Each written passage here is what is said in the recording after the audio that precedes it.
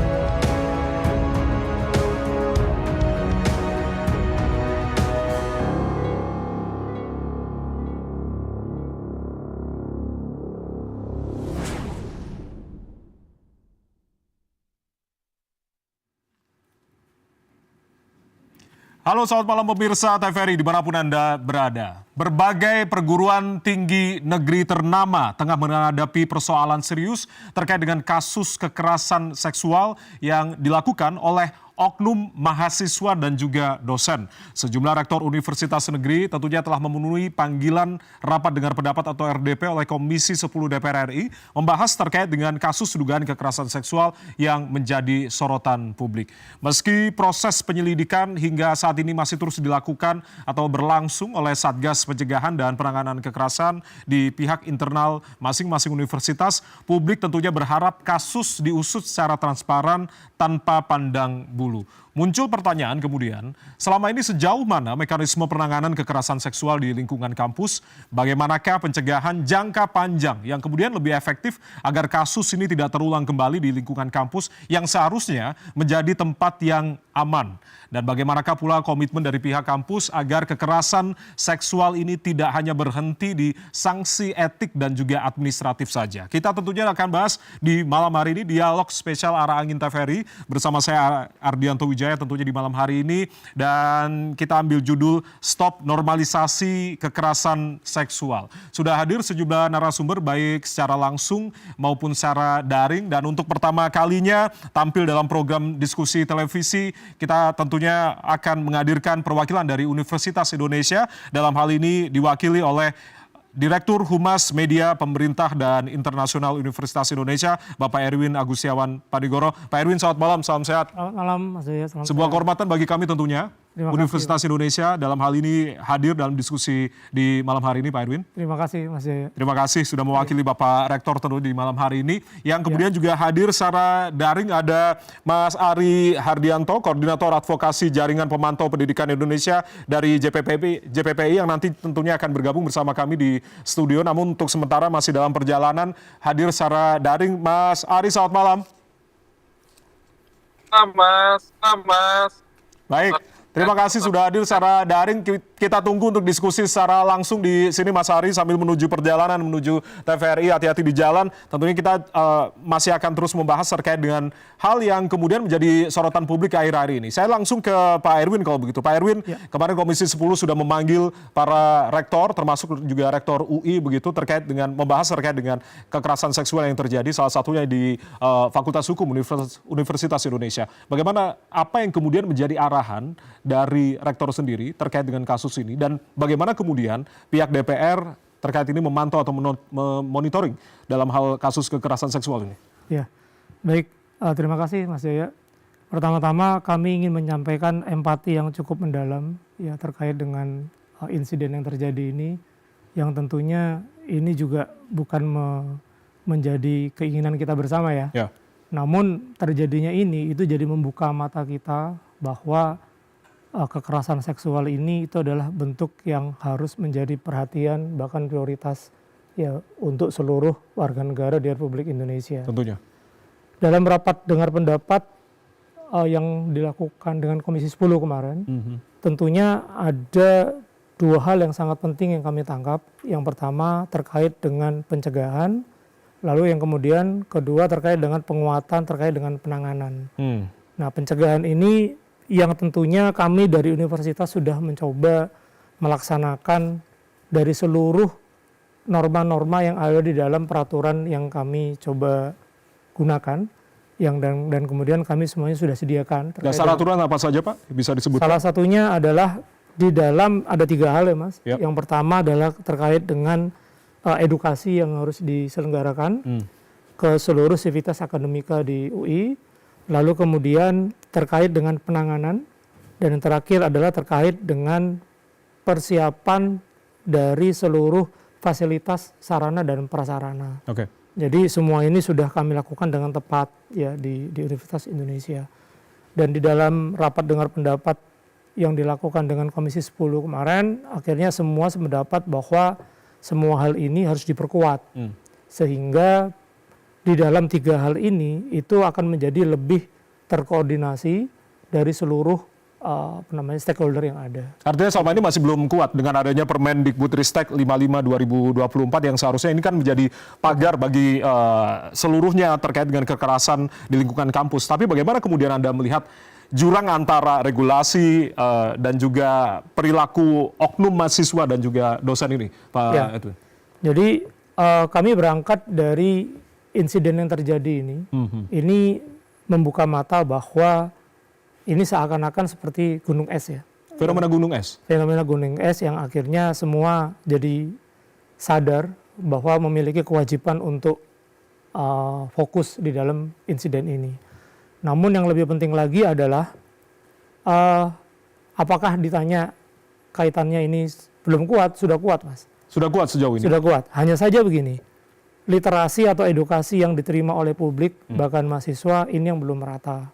Ini yang menjadi salah satu insight yang kami dapatkan, bahwa pada saat insiden terjadi ini itu banyak pertanyaan yang masuk ke kami, itu yang memang masih jauh di luar ketentuan-ketentuan yang berlaku.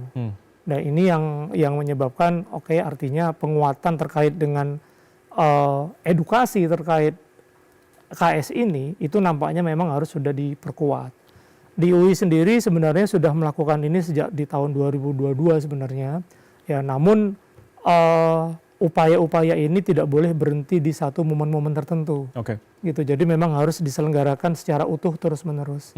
Ya, termasuk juga dengan bagaimana kita membuka sarana komunikasi ya daripada mahasiswa terkait dengan penanganan, pelaporan ya yang memang kami sudah sediakan secara utuh. Gitu. Pak Erwin, menarik tadi Anda sebutkan terkait dengan pencegahan dan juga penguatan dari penanganan. Tapi yang kemudian yang menarik perhatian adalah ketika berbicara dari sisi korban, banyak yang kemudian masih memilih untuk diam. Apalagi ini jika berkaitan dengan relasi kuasa. Bagaimana kemudian Anda melihat dari kacamata Anda?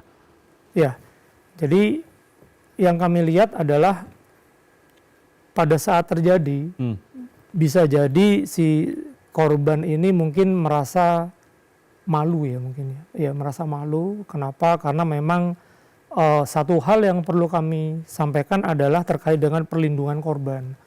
Jadi perlindungan korban ini itu adalah hal yang paling utama sebenarnya yang kami lekatkan di dalam penanganan ini. Sehingga dengan perlindungan korban ini yang kuat, maka upaya untuk melaporkan ini itu jadi semakin terbuka. Gitu. Kebetulan saja memang insiden ini terjadi yang memang dipicu dengan terbukanya di ruang terbuka ya, di sosial media, ruang publik ya, sehingga akhirnya semua menjadi merasa punya kewajiban untuk memberikan laporan. Oke, sebelum saya ke Mas Ari begitu Pak Erwin, Iya. karena ini juga Anda sebutkan tadi terkait dengan korban, bagaimana kemudian pihak universitas menjamin pendampingan? Iya. Karena kita tentunya berharap begitu ada pendampingan dari pihak universitas terkait dengan korban sendiri, trauma, pendampingan traumatik dan seperti apa yang kemudian akan dilakukan? Ya, jadi di UI sendiri memang kami mengikuti di peraturan yang sudah ada, khususnya Permendikbud ya nomor 55 tahun 2024 dan peraturan rektor nomor 37 tahun 2025 Ya. yang mana salah satunya itu adalah menyediakan terkait dengan pendampingan yang sifatnya itu kami memberikan pendampingan psikologis, ya pendampingan keamanan, ya lalu juga pendampingan terkait dengan kerahasiaan identitas ya tentunya. Dan ini yang juga mesti kita perlu ketahui bersama bahwa menurut kami salah satu upaya untuk melaporkan ini itu adalah salah satunya adalah identitasnya. Gitu. Jadi bisa jadi korban ini mungkin merasa tidak yakin ya pada saat melaporkan itu memang jika identitasnya itu terbuka. Oke. Nah, ini yang sekarang sedang kami upayakan. Pendampingan dari LPSK apakah juga sudah ada? Nah, untuk LPSK sendiri di tanggal 15 lalu, April itu sudah hadir ke UI. Namun untuk penanganan LPSK ini itu memerlukan laporan selanjutnya. Yang memang itu di luar dari ranah yang kami lakukan sekarang. Gitu. Tapi itu mereka sudah hadir. Berbagai upaya tentunya sudah dilakukan Universitas Indonesia terkait dengan tadi pendampingan terhadap korban salah satunya begitu ya. Saya langsung ke Mas Ari kalau gitu. Mas Ari, sambungan di studio lancar ya Mas Ari? Terdengar ya suara di studio? Ya, Mas Ari, bisa mendengar suara kita? Ya, dengar Mas, lancar.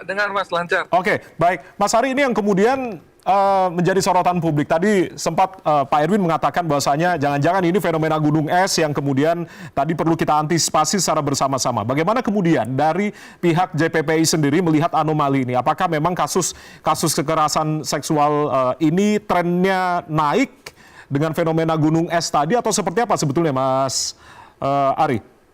Iya, dari pemantauan dan laporan yang datang ke JPPI setiap tahunnya yang mulai kita buka di tahun 2020 memang fenomenanya selalu naik, nggak pernah turun. Artinya sudah banyak ingin speak up ya. Tapi kekerasan seksual memang agak ini kalau kita konteksnya perguruan tinggi memang agak sulit ya. Sulit itu karena jadi kalau kita lihat datanya JPPI rata-rata yang paling banyak itu kekerasan seksual di pendidikan dasar dan menengah. Itu kenapa ada peran orang tua di situ untuk melaporkan dan lain sebagainya, mendampingi anaknya. Tapi perguruan tinggi ini memang agak beda. Mungkin terlihat kecil hanya 22% dari persentase laporan yang di BPI di tahun ini 2024. Ya, 2026. Tapi gitu yang pernah jadi JPPI gitu ya.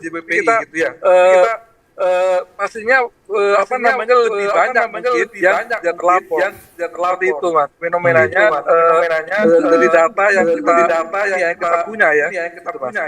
Gitu Mas. Oke, nah berbagai upaya tentunya sudah dilakukan termasuk salah satunya adalah tadi melakukan pendampingan terhadap korban sendiri. Tapi apa yang kemudian Anda lihat dari fenomena ini ketika trennya naik begitu Mas Ari? Akar masalahnya? Yang paling terlihat itu adalah dominasi ini, Nah, relasi kuasa ini sangat bisa saya katakan kasus-kasus kekerasan ya. Terutama kekerasan seksual. Itu yang terlihat paling tidak dari data laporan yang dikelola oleh JPPI gitu Mas. Oke, ini yang kemudian bicara motif nanti kita juga akan perjelas seperti apa. Tapi kan ada hal yang kemudian juga sangat tidak elok ketika memang kekerasan atau pelecehan seksual ini balut dengan candaan. Apakah Anda menilai ini sebuah candaan semata atau memang untuk merendahkan martabat korban begitu ketika berbicara di grup chat begitu di ruang publik yang tentunya ini beranggotakan bukan hanya lagi 2 orang tapi juga beranggotakan banyak kemudian mahasiswa atau oknum mahasiswa ini. Bagaimana kemudian Anda menilai hal ini, Mas Ari? Nah, itulah yang disebut dengan masculinity ya, bahwa sepertinya laki-laki dengan mudahnya mengomentari tubuh perempuan atau hal-hal yang itu menjadi privasi seorang perempuan. Nah, ini yang memang secara literasi masih kurang sekali gitu. Bahwa yang dinamai masculinity ya seperti itu tuh. Sifat orang atau seseorang gitu yang bahwa kita boleh aja gitu mengomentari itu perempuan yang perlu diperkuat ya di masyarakat itu bahwa ada banyak kekerasan seperti itu. Oke. Terkait dengan toxic masculinity ini, Pak Erwin, tanggapan Anda? Saya rasa memang ini berangkat ke individu masing-masing ya Mas. Ya. Bahwa tentunya UI sudah mendampingi atau bahkan memberikan ruang ya untuk pemahaman terkait dengan semua hal yang mungkin bisa dianggap sebagai penyebab ini semua. Ya, namun terlepas itu semua, ini kan sebenarnya berangkat ya akan kembali ke individu masing-masing yang memang bukan di situ di ranah kita gitu. Tapi namun upaya untuk melakukan pemahaman yang sangat mendalam ini itu akan menjadi salah satu poin utama kami ke depan. Artinya memang upaya untuk memberikan edukasi, upaya untuk memberikan pemahaman yang sangat mendalam ini sudah kami lakukan sejak awal calon mahasiswa ini masuk ke Universitas Indonesia. Dalam bentuk seperti apa, Pak? Salah satunya? Jadi kami memiliki beberapa upaya. Ya. Yang pertama adalah di proses penerimaan mahasiswa baru itu kami memiliki sebuah waktu yang memang memberikan edukasi terkait dengan kekerasan seksual. Dan ini tidak berhenti di situ. Ya, ini akan dilaksanakan juga sampai ke seluruh kegiatan belajar mengajar ataupun kegiatan universitas atau kegiatan akademik yang lain. Kenapa? Karena seluruh sivitas akademika di Universitas Indonesia itu juga memiliki tanggung jawab yang sama. Contoh seperti teman-teman dari BEM juga sama-sama mengawal, ya bahkan sama-sama memberikan edukasi yang tepat kepada mahasiswa. Kami selaku universitas juga memberikan agenda-agenda yang memang tidak terfokus atau tidak terkhusus dari satu kegiatan saja. Jadi di setiap kegiatan yang memang menghadirkan mahasiswa, ya maka kami akan memberikan komunikasi itu yang memang mengedepankan terkait universitas yang memang aman dan nyaman bagi mereka semua. Tentunya kita hargai apapun segala sesuatunya saat ini masih terus berlangsung. Tindakan kampus terkait dengan mahasiswa sendiri untuk skorsing sendiri masih dalam proses penyelidikan oleh tim Satgas PPK saat ini, Pak. Apa yang kemudian menjadi kendala dari proses pemeriksaan Satgas PPK ini?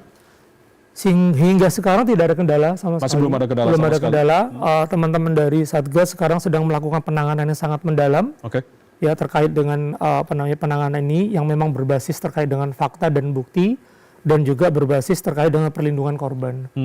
Ya. Lalu kemudian terkait dengan edukasi pun kami juga sebenarnya menempatkan di ruang-ruang terbuka sebenarnya terkait dengan edukasi terkait dengan penanganan edukasi terkait dengan kekerasan seksual ini. Artinya kami berupaya agar edukasi ini merata, lalu kemudian dapat diserna ataupun dimaknai ataupun diterima oleh semua sivitas akademika di Universitas Indonesia. Terkait dengan Satgas sendiri sampai dengan kapan Pak untuk rentang waktu yang diberikan terkait dengan penyelesaian penyelidikan yang sudah berlangsung?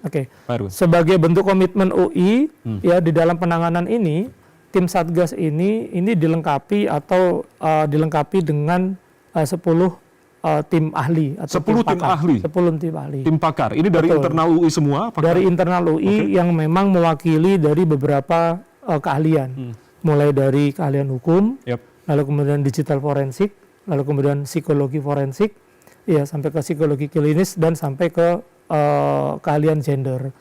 Dan tentunya ini akan memberikan penanganan yang sangat akurat, ya, yang sangat tepat pada saat tim Satgas ini bekerja. Nah, dari informasi yang kami dapatkan, tim Satgas ini bekerja kurang lebih sekitar 79 hari, Mas. 79 hari. 79. Artinya ini sudah berjalan berapa hari, Pak Erwin? Sudah berjalan hampir kurang lebih sekitar 14 minggu ya. Oke. 14 hari ya. 14 ya, hari. 2 minggu artinya ya. Ya, betul. Butuh waktu beberapa minggu lagi tentunya Ya, untuk menyelesaikan hal betul. ini karena 79 hari tadi Betul. terkait dengan tugas dari Satgas PPK sendiri. Kita pasti akan bahas terkait dengan stop normalisasi kekerasan seksual di kampus usai jeda. Kita akan masih kemudian menunggu bergabung bersama kami Mas Ari Hardianto dari JPPMI atau Jaringan Pemantau Pendidikan Indonesia, masih bersama dengan perwakilan dari Universitas Indonesia juga Pak Erwin Agustiawan Padigoro. Usai jeda saudara kita masih akan kembali, tetaplah bersama kami.